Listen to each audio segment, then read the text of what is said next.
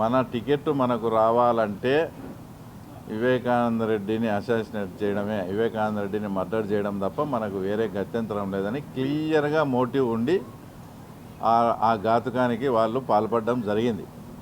ఆమె ఇంకో విషయం ఏం చెప్పిందంటే నిన్న చాలా క్లారిటీగా, అసలు చిన్నాన్న వచ్చి నన్ను భంగపోయి అంతసేపు చెప్పిన తర్వాత ఆ తర్వాత ఇవన్నీ పర్యవసానాలు జరిగినప్పుడు ఆ చిన్నాయన మర్డర్ చేసినప్పుడు ఎవరైతే మర్డర్ చేశారని ఆరోపణలు ఎదుర్కొన్నారో, నేనన్నా ఆరోపణలు ఎదుర్కొన్న వాళ్ళని చెప్తున్నా.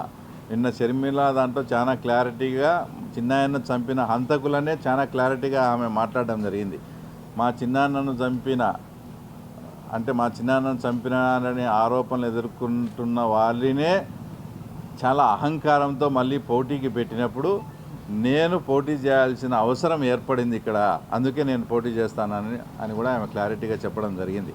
ఆ విషయం పక్కన పెడితే జగన్మోహన్ రెడ్డి గారిని ఒకటే సూటిగా ప్రశ్నిస్తాను. మీరు మేనిఫెస్టో విడుదల చేసేటప్పుడు అక్కడికే పోతారు, టికెట్లు ఫైనలైజ్ చేసి డిక్లేర్ చేసేటప్పుడు మీరు అక్కడికే పోతారు. అంటే ఏదైతే రాజశేఖర రెడ్డి గారి సమాధి ఉందో అక్కడికి పోతారు. నా బిడ్డ మీ బిడ్డను అని చెప్పుకుంటే జగన్ రెడ్డి ఈరోజు రాజశేఖర రెడ్డి గారి బిడ్డ పోటీ చేస్తూ ఉంటే ఒకసారి మీరు కూడా ప్రతి ఒక్కరూ పోయి ఇడుపులపాయకి ఎందుకు ఆయనకు ప్రేయర్ చేసి ఆయన ఆత్మ శాంతి చేకూర్చాలని మీరు ప్రేయర్ చేసి అక్కడ విడుదల చేస్తూ ఉన్నారే. జగన్మోహన్ రెడ్డి గారిని సూటిగా ప్రశ్నిస్తూ ఉన్నాం. నిజంగా రాజశేఖర రెడ్డి గారికి ఏదైనా ఆత్మ అనేది ఉంటే అసలు ఇప్పుడు రాజశేఖర రెడ్డి గారి కూతురు ఆయన బిడ్డ నిలబడతా ఉంటే ఆయన కొడుకు రాజశేఖర రెడ్డికి ఎంతో ఇష్టమైన ఆయన తమ్ముడిని చంపినారని ఆరోపణలు ఎదుర్కొంటుండే అతని కూతురు మీదనే అతని పోటీకి పెడతా ఉంటే ఇది రాజశేఖర రెడ్డి ఆత్మ శాంతింపచేసేదానికి మీరు ఆడ రోజు ప్రేయర్ చేస్తారా, లేక మీరు ఇట్లా పనులు చేసి ఆయన ఆత్మను ఎంత శోభ పెడతారో ఒకసారి పులివెందుల ప్రజలు కానీ రాష్ట్ర ప్రజలు కానీ రాజశేఖర రెడ్డి అభిమానులు కానీ మీరు ఆలోచించాల్సిన పరిస్థితి.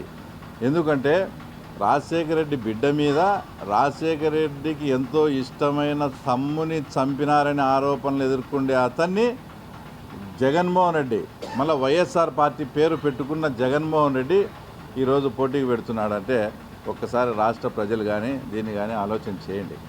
తర్వాత ఇంకో విషయం, విజయమ్మ గారిది కూడా మొన్న జగన్మోహన్ రెడ్డి అభ్యర్థులను ప్రకటించేటప్పుడు వచ్చా, ఇప్పుడు షర్మిలమ్మ అభ్యర్థులను ప్రకటించేటప్పుడు వచ్చా. సూటిగా విజయమ్మ గారిని కూడా అడుగుతున్నాం, మీరు మీ కూతురైనటువంటి షర్మిల వైపు ఉంటారా, లేదా మీ కోడలు మీ కొడుకు చెప్పినట్లు మీ మర్దిని చంపినటువంటి ఆరోపణలు ఎదుర్కొండే అవినాష్ రెడ్డి వైపు ఉంటారా? అది కూడా ఆమె క్లారిటీగా పులివెందుల ప్రజలకు చెప్పాల్సిన అవసరం కూడా ఉంది.